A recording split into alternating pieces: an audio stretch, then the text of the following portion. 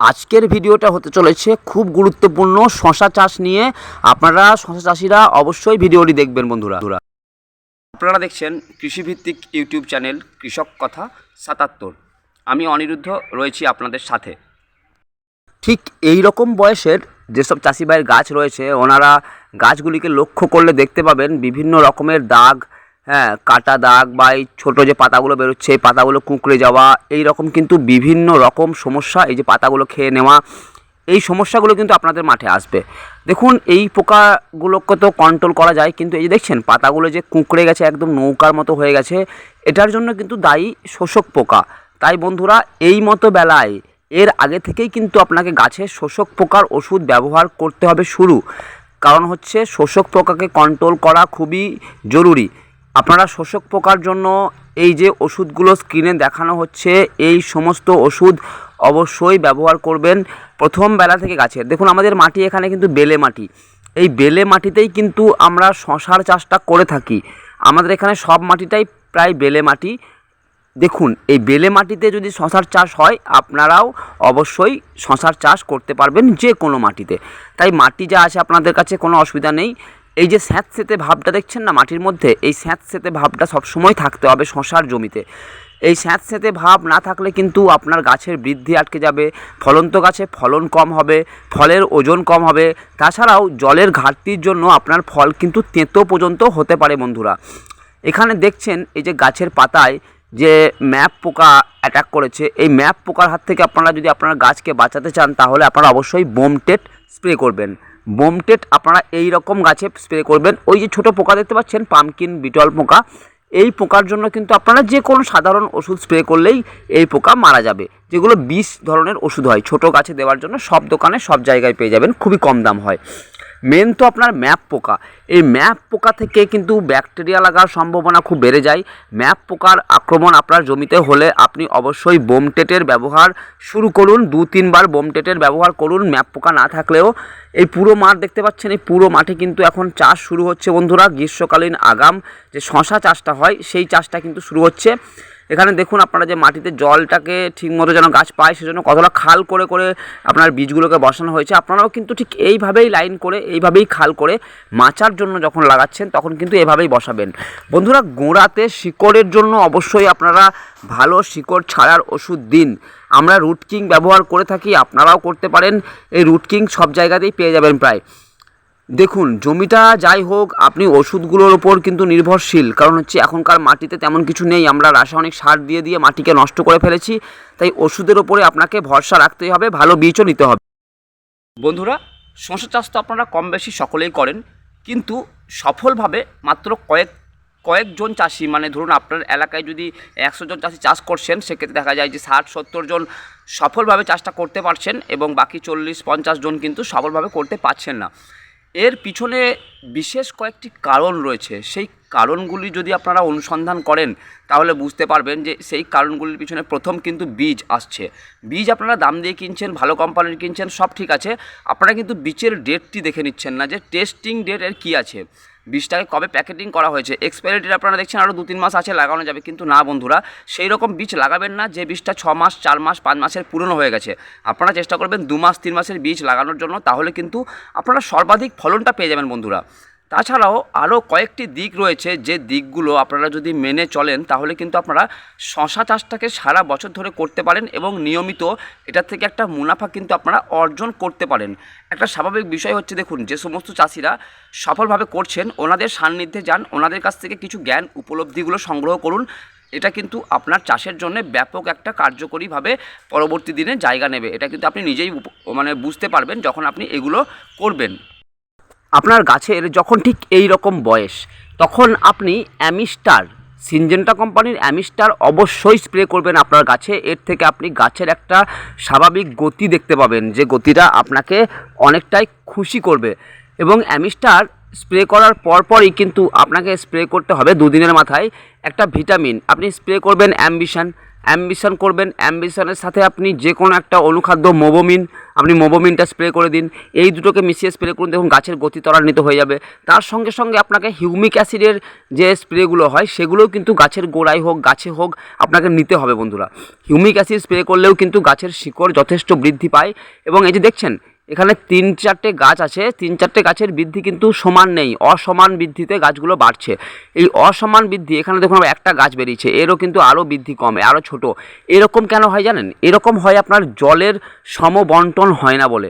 যেখানে জলের একটু বন্টন ভালো থাকবে, মানে যেখানে জমিটা একটু নিচু হবে, একটু স্যাঁতস্যাঁতে ভাব থাকবে, তাড়াতাড়ি জলটা শুকাবে না, সেখানে কিন্তু গাছের গ্রোথ খুব সুন্দর হবে। এরপর আসবো সিডে, বীজ। কি বীজ লাগাবেন আপনারা? দেখুন এই ভেনান্তার জিনিয়া, এটা দারুণ শশার বীজ। এর ফলন যেরকম সাংঘাতিক পরিমাণে হয়, তেমন দেখতেও ভালো ফলনটা। আর এর যে প্যাকিং আছে, ডেট অফ প্যাকিং, ওখানে দেখতে পাচ্ছেন আপনার DOT, ঠিক জিনিয়া লেখার নিচে দেখুন DOT 21/1/2024, মানে এই বছর জানুয়ারি মাসের প্যাকেটিং করা বীজ। এখানে দেখুন আপনার লেবেলটা কিন্তু চিটিয়ে নয়, একদম কোম্পানির প্যাকেটের সাথেই কিন্তু এই সব কিছু এসছে, মানে এটা কোনো ডুপ্লিকেটের কোনো জায়গায় নেই বন্ধুরা। এই যে ভেনান্তার জিনিয়া, এটা আপনারা লাগালে অবশ্যই অনেক বেশি মুনাফা করতে পারবেন, কারণ এটা এমন একটা বীজ বন্ধুরা, যেটা যারাই লাগিয়েছেন তারাই বলেছেন খুব সুন্দর এই বীজটা। এরপর আসবো এই দেশিরসের সিলভার কুইন কুকুম্বার, এটাও কিন্তু একটা দারুণ উচ্চ ফলনশীল। এবার গাঁটে জোড়া জোড়া 2-3টে করে এক একটা গাঁটে ফল আসে। আপনারা অনেকজনই বলেন যে গাঁটে গাঁটে ফল আসবে, তো অবশ্যই আসবে। এই বীজটা লাগান, দেখুন গাঁটে গাঁটে 2-3টে করে ফল আসবে।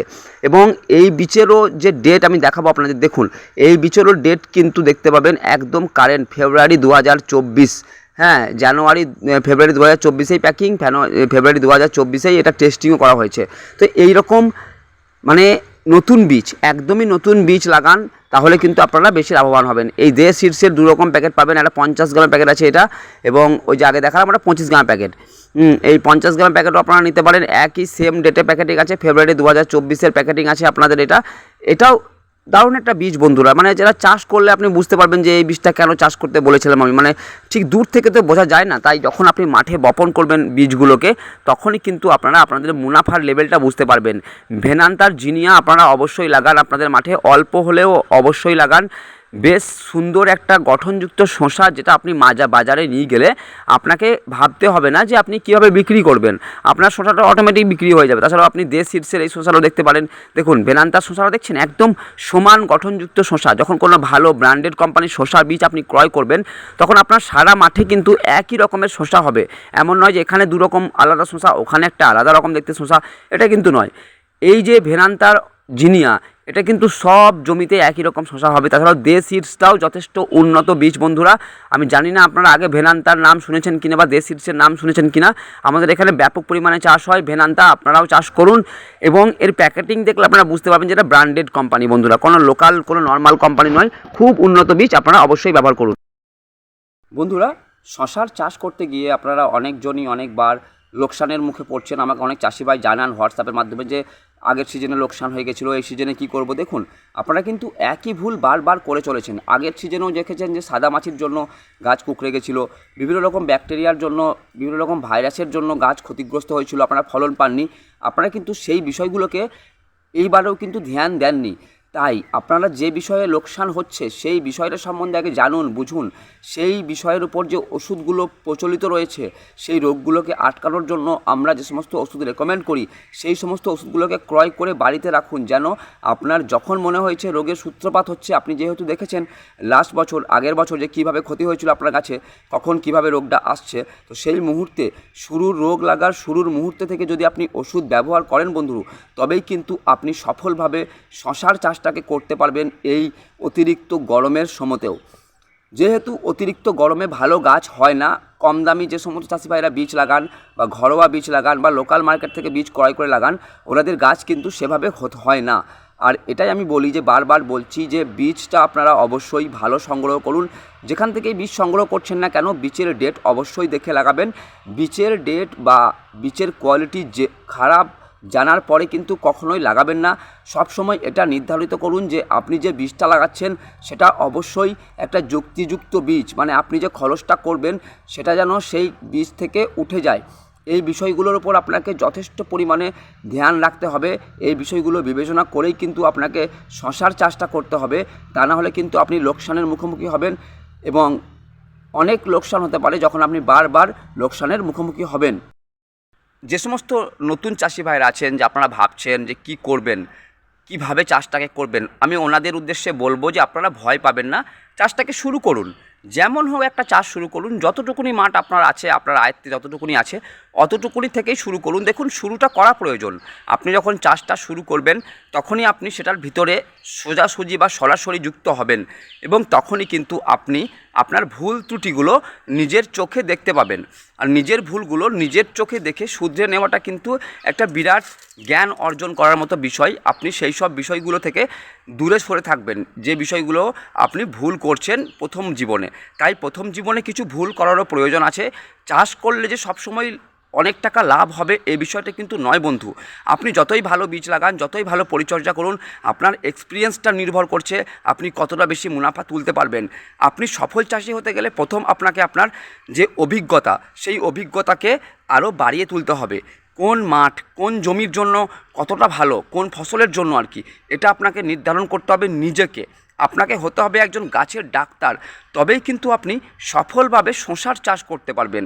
কারণ শশা খুব সেনসিটিভ একটা গাছ, অল্প দিনেই রোগ লেগে যায় এবং অল্প দিনেই রোগাগ্রস্ত হয়ে পুরো মাঠ নষ্ট হয়ে যায়। তাই আপনাকে খেয়াল রাখতে হবে যে রোগ লাগার প্রথম বেলা থেকে কিংবা যখন আপনার গাছে কোনো রকম কোনো রোগ নেই সেই বেলা থেকেই আপনি পরিচর্যাটাকে চালিয়ে যান। আমরা ভিডিওতে যেরকমভাবে বলি সেই রকমভাবে যদি আপনি ওষুধগুলো ব্যবহার করেন বন্ধু, তবে কিন্তু আপনার সফলতা কেউ আটকাতে পারবে না। তাছাড়াও আপনার এই স্ক্রিনে যে নাম্বারটা দেখছেন, হোয়াটসঅ্যাপ নাম্বারটা, এই নাম্বারে আপনারা যখন তখন ছবি পাঠাতে পারেন। আপনাদের গাছের যে ক্ষতিগুলো হচ্ছে সেই ক্ষতির ছবি পাঠাতে পারেন, আমরা অবশ্যই আপনাকে সাহায্য করব। চাষ শুরু করার পরপরই যদি আপনি ভাবেন আপনি সফল চাষি হয়ে যাবেন, এটা কিন্তু আপনার একটা সম্পূর্ণ ভুল ধারণা বন্ধু। অনেকজন অনেকভাবে ভিডিওস বানায় অ্যাডভার্টাইজমেন্ট করার জন্য, বলে যে আপনি প্রথমবার চাষ করে কিন্তু অনেক বেশি মুনাফা করতে পারবেন। কিন্তু বন্ধুরা, এটা কিন্তু সত্যি কথা নয়। আপনি আপনার মধ্যে যত বেশি এক্সপিরিয়েন্স সংগ্রহ করে রাখতে পারবেন তত ভালো চাষি আপনি হয়ে উঠতে পারবেন বন্ধুরা। তাই প্রথমে যে আপনার অভিজ্ঞতা আছে সেটাকে বাড়িয়ে তুলুন, চাষ সম্পর্কে জানুন, রোগ জ্বালা কীভাবে প্রতিরোধ করতে হয় এই বিষয়গুলো সম্পর্কে জানুন। তারপর আপনি অটোমেটিকই কিন্তু চাষ থেকে সহজভাবে মুনাফা করতে পারবেন এবং যে মাঠ থেকে আপনি হয়তো লোকসান করেছেন, কখনো হয়তো সেই মাঠ থেকেই আপনি অনেক বেশি মুনাফা করতে পারবেন। আপনার চিন্তাধারার বাইরে গিয়ে আপনি মুনাফা করতে পারবেন, কিন্তু তার জন্য আপনাকে সফলতা পেতে হবে। সেই সফলতা পাওয়ার পিছনে কিন্তু অনেক কষ্ট লুকিয়ে থাকে বন্ধুরা, অনেক লোকসানের গল্প থাকে। তো সেইগুলোকে কাটিয়ে উঠুন, ভয় পাবেন না। চাষে অল্প দিয়ে শুরু করুন, শিখে নেবার পর বেশি পরিমাণে করুন, তখন লোকসান হওয়ার কোনো ভয় থাকে না। তবুও আবহাওয়ার জন্য লোকসান হতেই পারে, এগুলোকে মানিয়ে নিতে হবে। আমি আশা করছি আপনারা এই ভিডিওটা থেকে কিছু একটা বুঝতে পেরেছেন। যদি কোনো আপনাদের প্রশ্ন থাকে অবশ্যই আপনারা কমেন্টস বক্সে জানাবেন, 24 ঘন্টার ভিতরে আপনারা অবশ্যই উত্তর পাবেন। তাছাড়াও স্ক্রিনে দেওয়া হোয়াটসঅ্যাপ নাম্বারে অবশ্যই যোগাযোগ করবেন। এই ভিডিওটা ভালো লাগলে লাইক করবেন। আমি এই ভিডিওটা 1000 লাইকের টার্গেট আপনাদের সামনে রাখছি বন্ধুরা।